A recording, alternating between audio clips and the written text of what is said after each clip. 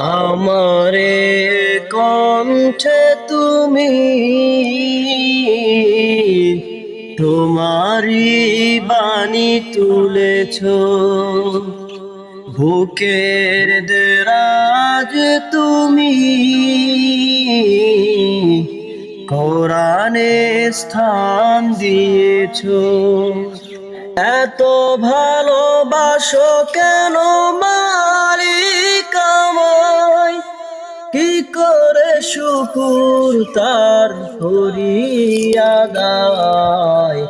এত ভালোবাসো কেন মালিক আমায়, এত ভালোবাসো কেন মালিক আমায়। আমারে কণ্ঠে তুমি